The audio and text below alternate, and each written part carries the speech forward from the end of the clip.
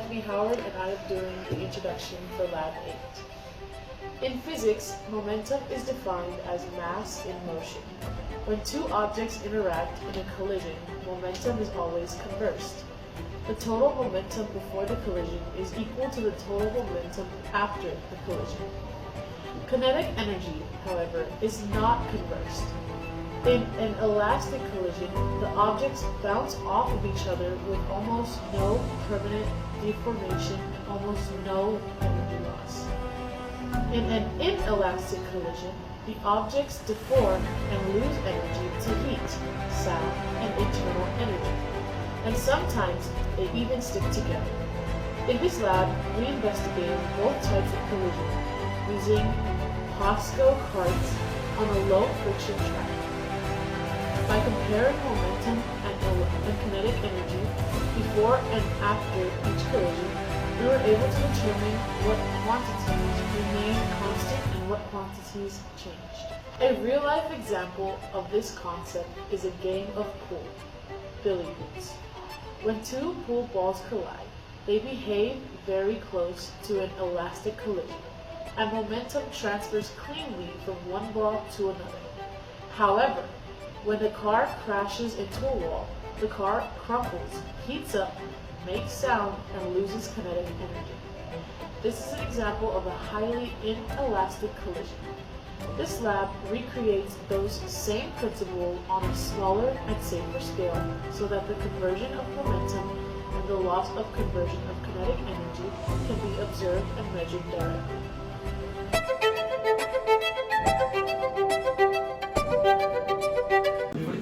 Hello, my name's Conrad and I'll be doing the materials. First off, we have two low friction Pasco carts right here.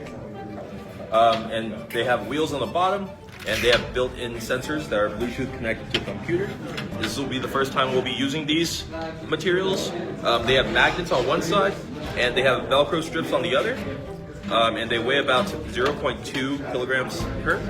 We have the Pasco track right here, which is about 1 meter long. And it's going to be used to connect, to move the Pasco carts together. We have the mass bars, or the extra weight right here. In each one is about 250 grams. We have the laptops to record our information, and we have the Pasco capstone software on the computer. And we also have the metric balance scale just for accurate measuring. Thank you.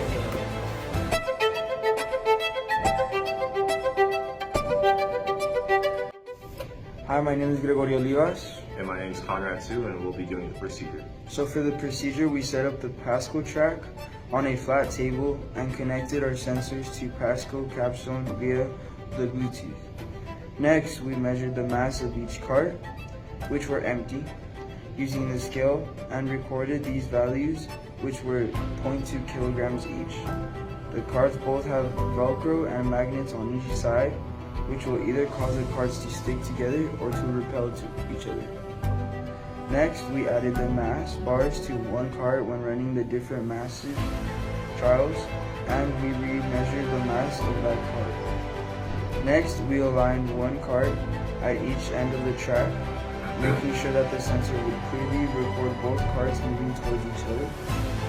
Then we forward each trial, so then we gave one cart a push so that it would roll towards the second cart and collide on the track. We made sure to push lightly so then it wouldn't be a big collision. Then for each trial, we selected one before contact and one time point right after separation or sticking. This depended on the elastic or inelastic trials. From capstone, we recorded total momentum and total kinetic energy at both time points. We repeated this process for all 4 conditions. The first condition was elastic collision with the same masses. The second condition was elastic collisions with different masses. The third condition was inelastic collisions with the same mass. And the fourth condition was inelastic collisions with different masses. We calculated the percent difference in total momentum and the percent difference in total kinetic energy for each of the 4 trials. We compared the momentum percent differences to check conservation of momentum and compared the KE or kinetic energy percent differences to check conservation of kinetic energy. As a group, we will discuss how we produced almost elastic versus almost inelastic conditions, errors that could affect the results, and whether our data matches theory, and this will all be reported in our conclusion. Thank you.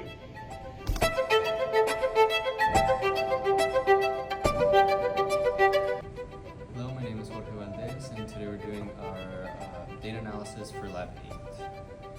So for this lab, we were doing net momentum before the collision and equals net momentum after the collision. We were calculating our momentums and then our kinetic energy for our first experiment setup. Well, first of all, these are the equations that we used for momentum and our kinetic energy. And then for our equipment setup, we had to set up 2 carts on a rail.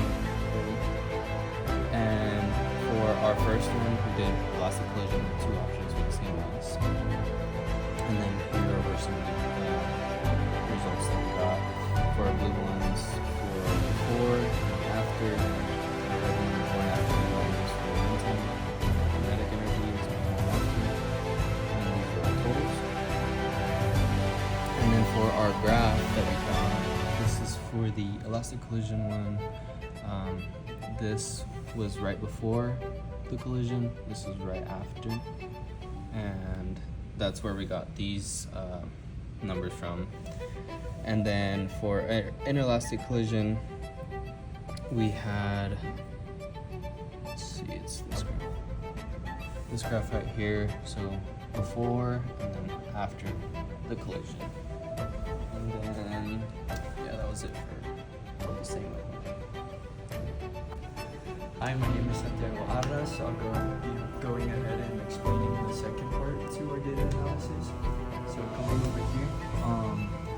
So for the second bit, as you can see right here, we ended up adding 500 grams of weight towards the blue cart that we have.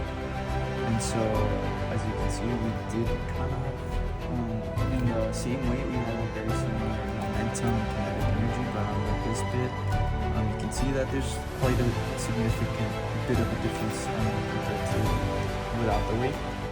And so as you can see here, after getting our values from the graph over here, you can see we just got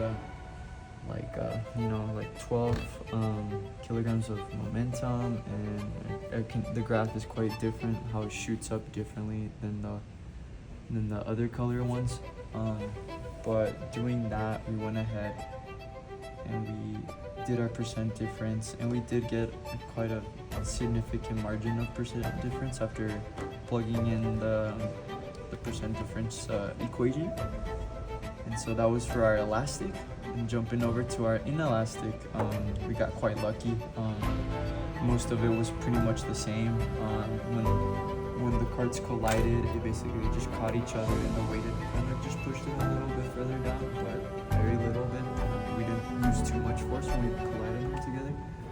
But to say the least, we ended up pretty much getting 0% difference on the weighted ones. So that'll conclude the data analysis.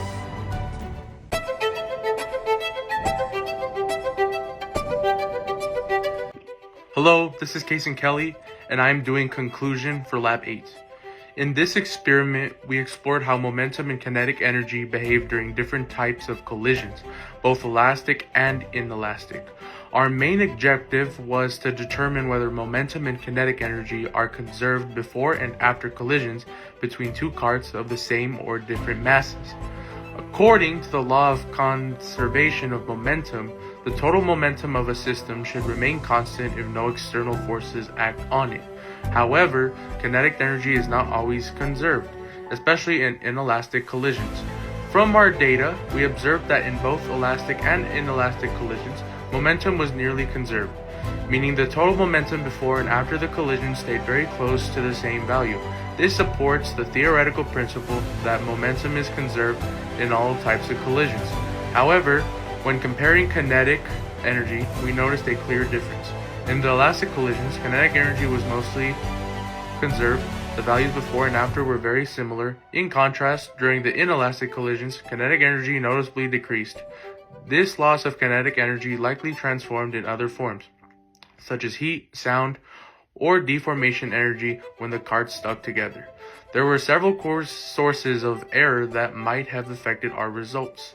Small amounts of friction between the carts and the track could have reduced total energy. Imperfect alignments of the carts might have caused them to rotate slightly or collide off-center, altering the velocity measurements. Additionally, sensor delays or calibration errors in the capstone system could have introduced small inaccuracies in our velocity and energy readings. Even magnet strength differences between the carts may have prevented a perfectly elastic collision. Overall, our findings align with the theory. Momentum is conserved in all collisions, while kinetic energy is conserved only in elastic ones. Despite minor experimental errors, the trends in our data strongly support these physical laws. This experiment helps us better understand how energy and momentum transfer during collisions and how real-world imperfections can influence ideal physical predictions.